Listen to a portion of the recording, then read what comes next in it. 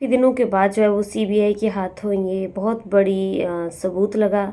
जी हाँ दोस्तों, राधे राधे, आदाब, सत श्री अकाल, नमस्कार। आप सब लोगों का तहे दिल से, दिल की गहराइयों से मेरे यूट्यूब चैनल में बहुत ज़्यादा हार्दिक अभिनंदन है। दोस्तों आप सब लोग कैसे हो? आई होप दोस्तों आप सब लोग बहुत अच्छे से होंगे, राजी खुशी से होंगे। बता दें दोस्तों कि हमारी यूट्यूब चैनल का नाम है डेली न्यू क्राइम स्टोरीज, जहाँ पे आपको क्राइम की कहानियाँ, सच्ची घटनाएं सुनने के लिए मेरे YouTube चैनल पे मिलती हैं। तो दोस्तों बने रहिए मेरे चैनल को, फट से जाकर के चैनल को सब्सक्राइब कीजिए और नई नई कहानी सुनने का आनंद लीजिए। हमारी कहानी जो है वो एक सच्ची घटना पर होती हैं। तो चलिए दोस्तों, आज की कहानी की शुरुआत करते हैं हम। पिछले महीने 8 अगस्त से लेकर के आज जो है वो आज दिन तक क्या हो रहा है। आज दोस्तों 3 सितंबर है। आज दिन तक क्या क्या हुआ। हमारा देश जो है वो एक आग में जो है वो जल रहा है, क्योंकि 8-9 अगस्त से लेकर आज दिन तक जो है वो आप सब लोगों को पता होगा कि वेस्ट बंगाल की राजधानी कलकत्ता में आरजीकर मेडिकल कॉलेज में जो है ट्रेनी डॉक्टर की जो है वो दरिंदगी कर दी गई थी। एक ऐसी डॉक्टर जो कि दूसरों को जान देती थी और वहाँ पे अपनी स्टडी भी कर रही थी और अपनी प्रैक्टिस भी कर रही थी, लेकिन उसको क्या पता था कि उसके साथ ये सारी घटनाएं घटित होने वाली हैं। तो दोस्तों जो कुछ भी हुआ सबूत वहाँ से मिटा दिए गए।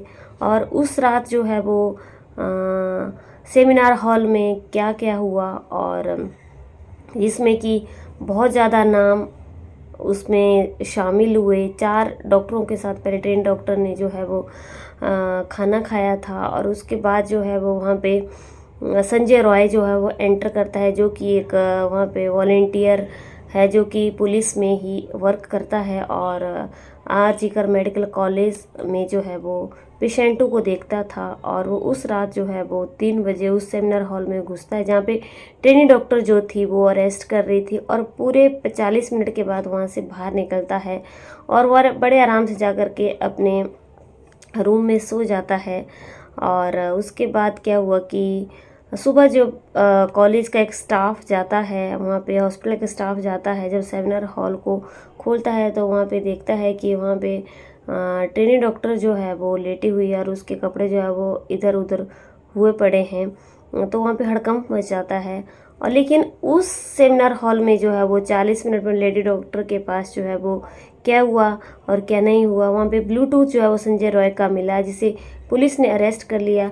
लोगों ने काफ़ी हड़तालें की और आज भी जो है वो वेस्ट बंगाल की राजधानी कलकत्ता में जो है वो लोग सड़कों पे बैठे हुए हैं कि ट्रेन डॉक्टर को जो है वो इंसाफ मिलना चाहिए। ट्रेन डॉक्टर के साथ जो है वो दरिंदगी हुई। 150 सीमन जो है वो पोस्टमार्टम के बाद उनके अंदर से निकला, और किन किन लोगों ये दरिंदगी की। और आज क्या जो है वो एक बहुत ज़बरदस्त सा मोड़ जो है वो इस केस में आया हुआ है, जहाँ पे SIT एक टीम गठित कर दी गई।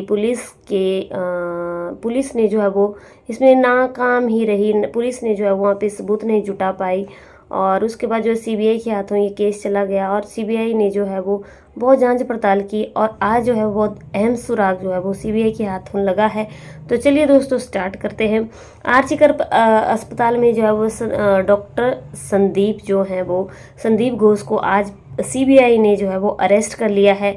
बता दें कि उनकी गिरफ्तारी जो है वो बहुत ज़्यादा चर्चा का विषय बनी हुई है, और उन्होंने जो है वो ये दरिंदगी जो हुई है उसमें उनका नाम शामिल नहीं है, जिसकी वजह से उनकी गिरफ्तारी हुई है, बल्कि अस्पताल से जुड़ी हुई वित्तीय अनियमितताओं यानी भ्रष्टाचार के मामले में उनकी गिरफ्तारी हुई है। फिलहाल ये कहा जा सकता है कि संदीप घोष का जो है वो इस दरिंदगी में कोई नाम नहीं आया हुआ है, और मगर जो है वो संदीप घोष को जो है वो CBI ने अरेस्ट कर लिया है। लेकिन अभी CBI की जांच जो है वो दोस्तों ख़त्म नहीं हुई है, और क्या इस केस के सबूतों से छेड़छाड़ की गई, मौका वारदात पर जो है वो जानबूझकर भीड़ को घुसने का उसने क्यों मौका दिया, पुलिस को देर से इत्तला क्यों दी, और इन तमाम पहलुओं पर जो है वो अभी CBI जो है वो जांच कर रही है। और CBI जो है वो बड़ी गहरी तरीके से जो है वो जांच कर रही है।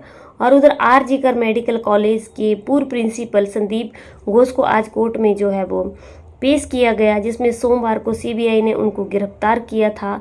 संदीप घोष की गिरफ्तारी इतनी लंबी पूछताछ के बाद हुई लंबी जो है बहुत लंबी पूछताछ के बाद जो है वो उनकी गिरफ्तारी हुई और उनके ऊपर आरोप है कि उन्होंने जो है भ्रष्टाचार को, करप्शन को जो है वो बहुत ज़्यादा बढ़ावा दिया है। और उनके साथ जो है वो उनके एक गार्ड जो हैं वो सिक्योरिटी गार्ड और अस्पताल के एक वेंडर को भी जो है वो अरेस्ट किया गया है, जिसमें संदीप घोष से बहुत लंबी पूछताछ हुई। कोलकाता के आर.जी. कर मेडिकल कॉलेज में 9 अगस्त को ट्रेनिंग डॉक्टर के साथ जो है वो काफ़ी बर्बरता हुई थी। 26वें दिन भी जांच जारी है, लेकिन इस केस की जो जांच हो रही है, सीबीआई ने सोमवार को आर.जी. कर मेडिकल कॉलेज के पूर्व प्रिंसिपल संदीप घोष को जो है वो अरेस्ट कर लिया है।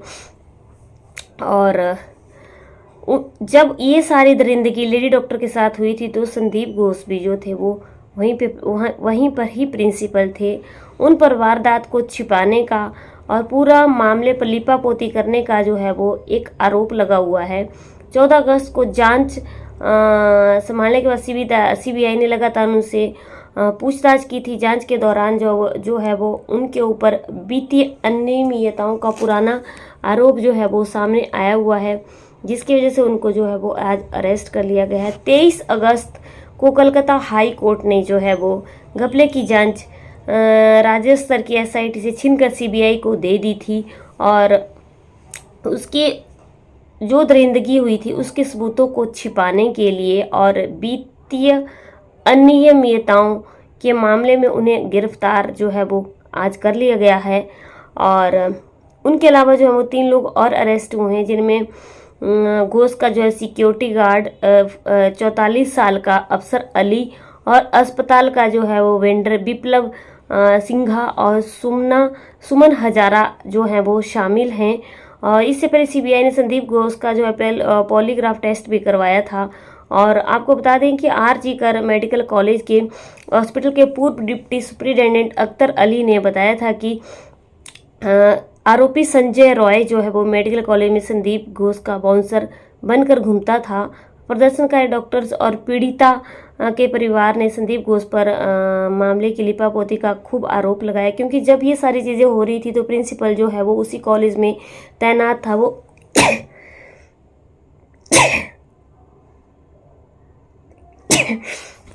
सॉरी दोस्तों, प्रिंसिपल जो है वो उसी कॉलेज में तैनात था, लेकिन उसने जो है वो बहुत सारी लापरवाही बरती और एकदम जो है वो वहाँ पे रेनोवेशन का भी काम शुरू कर दिया ताकि किसी को पता ना चले और सबूतों को जो है वो छिपाया गया। पुलिस ने भी जो है वो लिपापोती की तो पूर्व प्रिंसिपल, और उसके अगले दिन ही उसने जो है वो वहाँ से ट्रांसफ़र ले लिया और दूसरी कॉलेज में एकदम वो प्रिंसिपल नियुक्त हो गया। रेनोवेशन का काम भी सीबीआई की जांच के घेरे में है कि इतनी जल्दी रेनोवेशन क्यों शुरू हुई। तो इसके बारे में जो है वो सीबीआई ने संदीप घोष से बहुत बार जो है पूछताछ की और सीबीआई मान रही है कि अस्पताल प्रबंधन की ओर से जो है वो घोर लापरवाही बरती गई।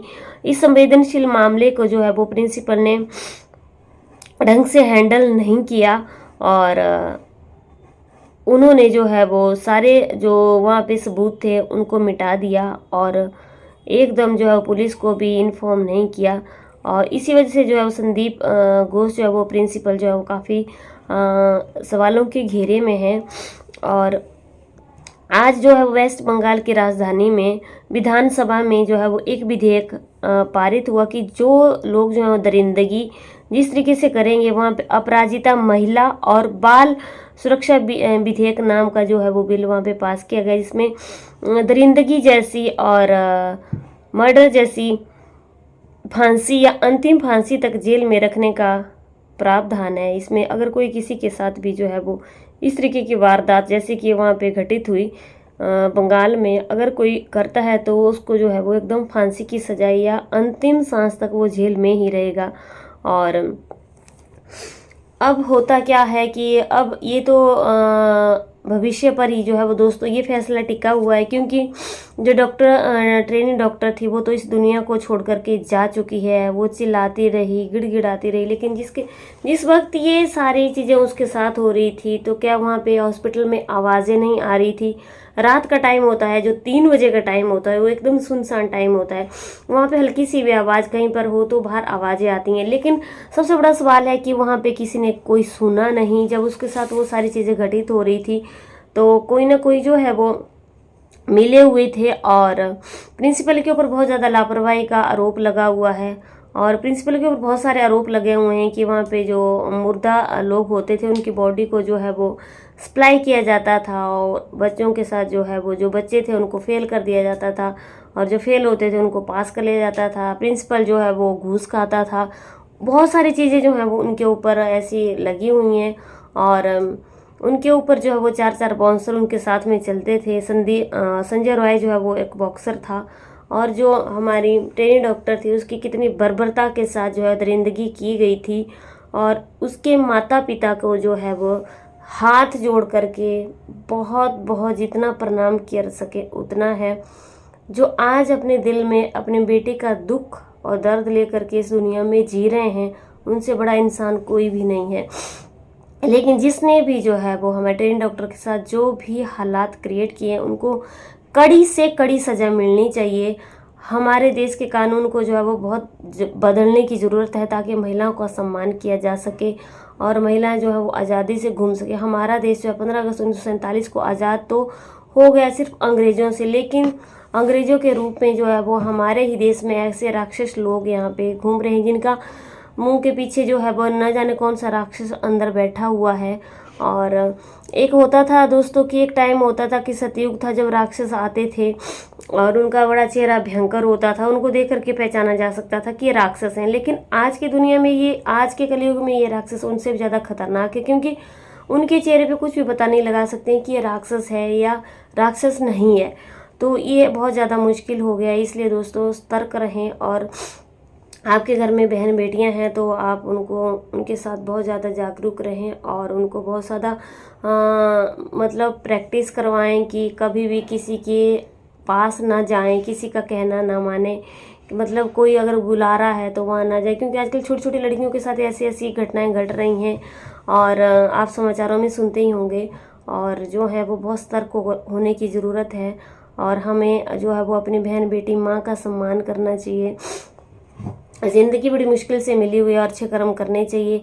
मैं अपनी वीडियो में यही बोलना चाहती हूँ कि हमारे बंगाल में जो है वो हमारे ट्रेनी डॉक्टर के साथ जो कुछ भी गलत हुआ, हमारे देश की सरकार जो है वो उसको कड़ी से कड़ी से कड़ी से भी कड़ी सज़ा दे, ताकि कोई भी इंसान जो है वो इस ये कर्म कांड करने के लिए सोचे भी नहीं, और उसकी रूह तक जो है वो कांप जाए।